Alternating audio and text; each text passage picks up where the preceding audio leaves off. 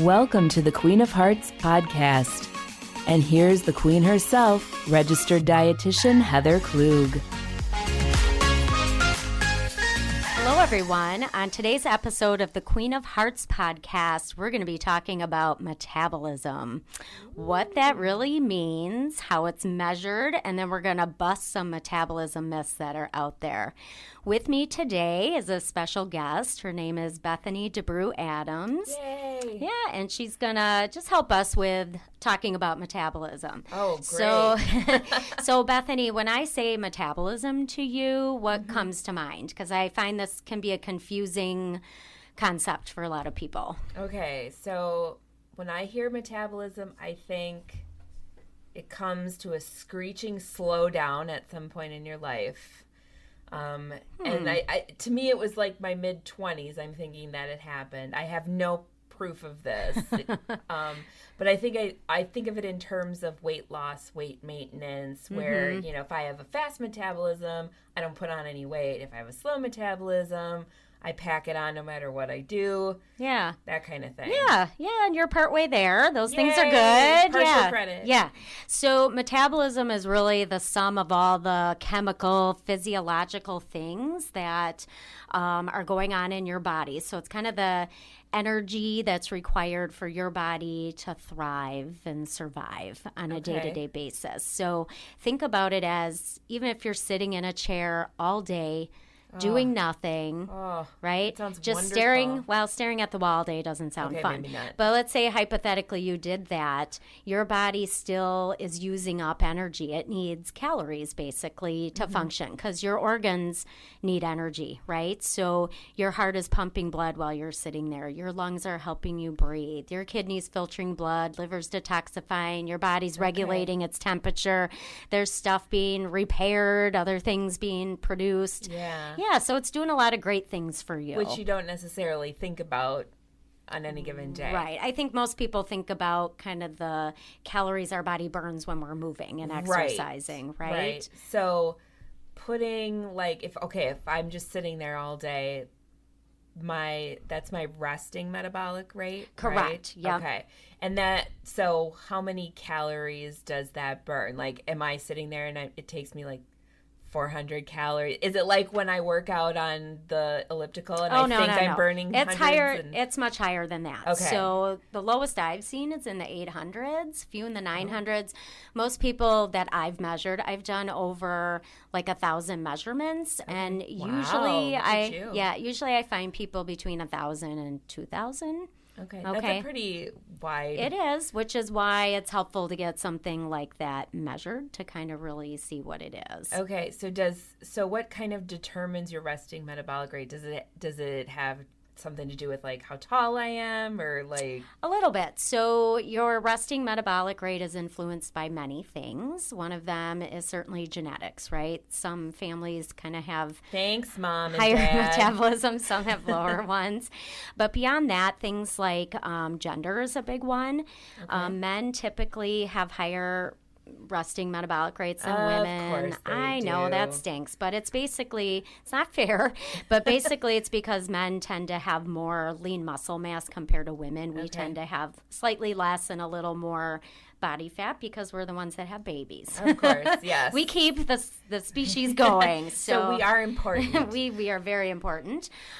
Age is a really big one. So when you're in your teens and you're growing, your resting metabolic rate is going to be the highest it will ever be. And then every decade, especially after age 25, this is what you were alluding to before, it does start to go down. For me, because I was measuring it, I took a big hit in my 30s. Okay. But now I've kind of stabilized again in my 40s. But I'm sure it'll go down again during menopause. So much like but every everything decade, else. it goes down because we're losing muscle, which leads me to the next point. Okay. So muscle mass is a big determinant of your resting metabolic rate. So the more muscle you have, the higher that number will tend to be. Okay. And then a few other things, hormones a little bit. So especially something like your thyroid, okay? If you have low thyroid function, what I typically see is you may have a resting metabolic rate a couple hundred below the normal range. And then the last one is medications. So some speed up your metabolism a little and some do lower it. I don't think I'm on any that speed up my metabolism. No, I'm not either. Well,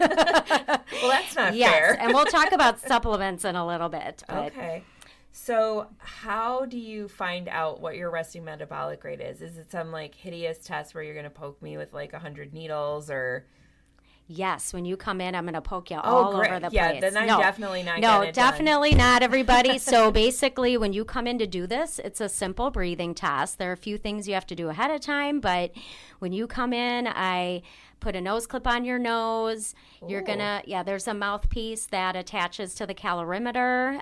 You put that in your mouth, you create a good seal, and you just breathe for 5 to 10 minutes. So that doesn't sound so bad. No, it's pretty easy to do. And when you're done, I know your resting metabolic rate, your unique one. Interesting. Yeah. So what about if I say I live too far away or I can't make it in to see you for whatever reason? Is there a way I can find that out? Do I have to have one of these calorimeters? Yeah, I mean, there are some other places that do it too, but really what you could also do is you could go online. I would just Google, right? Google RMR calculator. I use a site called Global RPH, and what you're doing is you're putting in your height, weight, age, and gender. Okay. So I should point out that these are not 100% accurate because those are the only variables they know, right? They don't know your body composition for that weight. They don't know if there is something going on with your hormones or if you're taking medications, right, that affect your metabolism. So it's a good ballpark number to kind of start with. And then if you're not seeing results after staying around that calorie level, right, really paying attention to things, then it's worth maybe finding somebody that can measure that. Okay. So you must get a lot of people whose goal it is like using their resting metabolic rate to maybe lose weight or figure out what's going on. Yeah, I mostly see women between the ages of like 30, 35-ish up to like maybe 55, 60-ish. So that's women kind of in that range where things start going haywire. Yeah, that is for certain. So so I primarily see women who are looking to lose weight. Okay.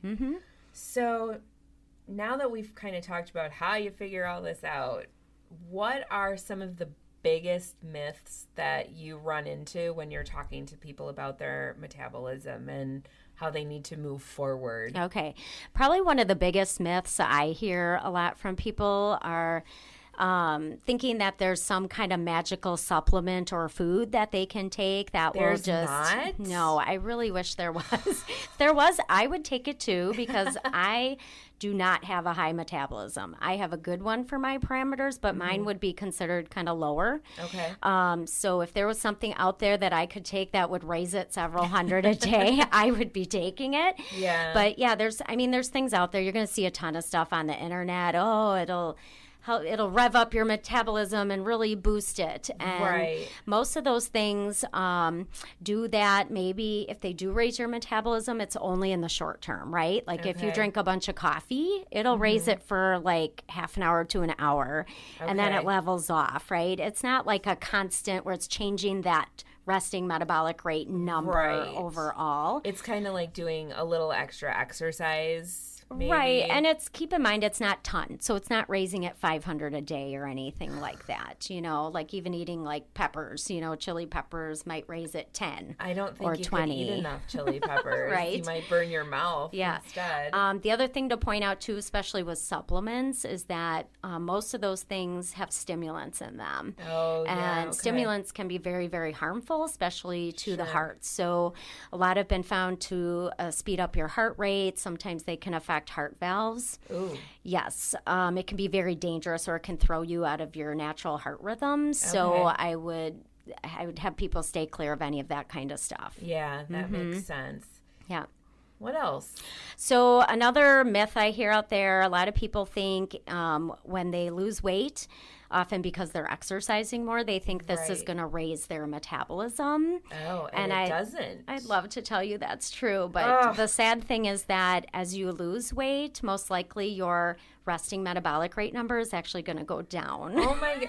Really? Yeah, Well, you know, that's sad. it is. That's disappointing. It'd be great if it worked the other way, but it doesn't. And that's because when you lose weight, especially if you just are cutting calories or doing cardiovascular exercise, with every pound you lose, you know, some of that's fat, a little bit's water. About 25% of every pound is muscle. Oh boy. And what did we talk about before? Muscle is important Yeah. to keep your So if you lose Weight, muscle, you lose, Ah. you know, your metabolism goes down, right? Sure. And it just goes down a little bit. It's like 3 to 5 calories for every pound you lose. But if you lose 10 pounds, and it's chipping away. yeah, now you got to cut like 30 to 50 calories to kind of keep things going. That or you Okay. got to burn it off more, right? Right. And that's when people hit a plateau. They get Okay. stuck, right? We've been there before. Yes. So, yeah, as you lose weight, your metabolism actually goes down a little bit. So you may have to do some modifications.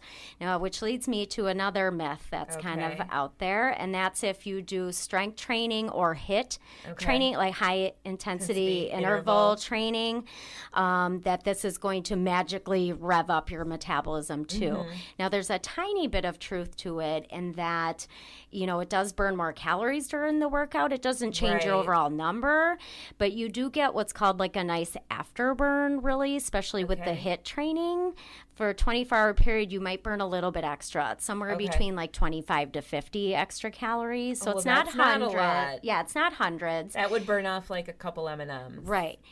And then with the strength training, if you do that consistently, and that means you do at least 2 sessions a week where you're working multiple muscle groups and you build your lean muscle, again, you're gonna increase, because you're increasing your muscle, you're gonna burn a little bit more calories just sitting there doing nothing. Okay. But it's not hundreds. Again, it's a little bit extra, right? Well, that's disappointing. Unless you become a bodybuilder, but most of us aren't going to be doing that. I don't foresee that happening in my future. Right. So, yeah, so those are a couple big kind of myths I can think of out there. So what you're saying is your metabolism is a lot like buying a brand new car.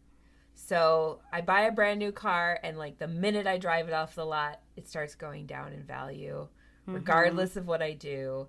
And, you know, over the years, I'm going to replace the transmission. I'm going to repair dents. I'm going to repair scratches. Yeah. And no matter what I do, I'm still never going to get back to that prime value that it was before I drove. Yeah, I never thought about it in that way, but It's such an optimistic way of isn't looking it? at Yeah, things, it's slightly right? depressing, but yeah, we're never going to be Leave it that to me. brand new teenager model Oh. anymore, right? That would be wonderful. Yeah.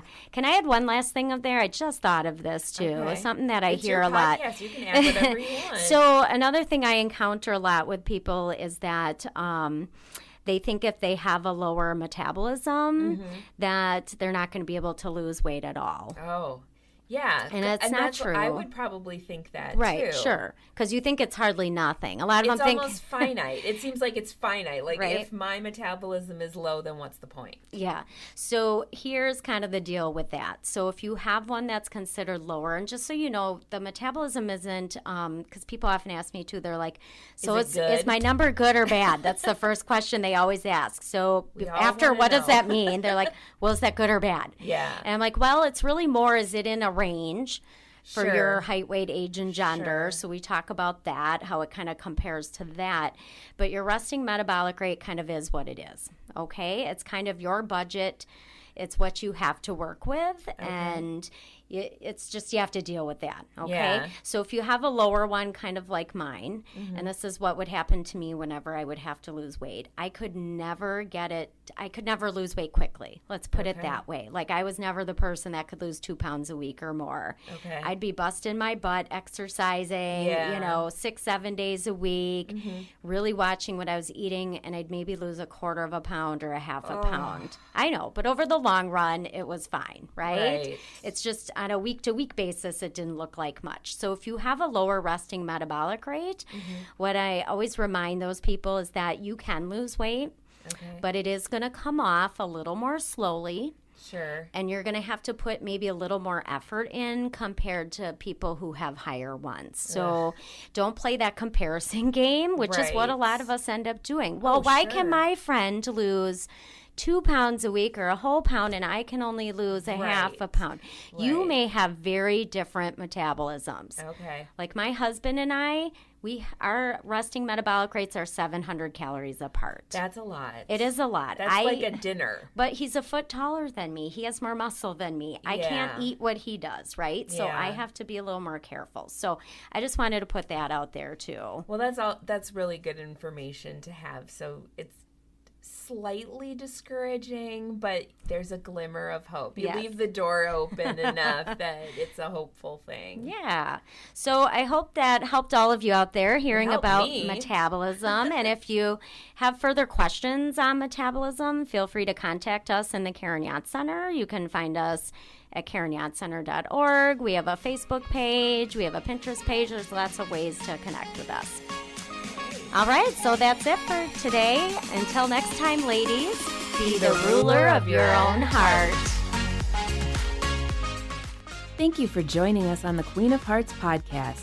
Our podcast is recorded here at the Karen Yance Women's Cardiac Awareness Center inside Aurora St. Luke's Medical Center in Milwaukee, Wisconsin. For more heart-healthy tips, info, recipes, and more, visit our website at www.KarenYachtCenter.org. Like us on Facebook at Karen Yacht Center and follow us on Pinterest. If you like what you hear, subscribe to our show and be sure to tell your friends. Until next time, ladies, be ruler of your own heart.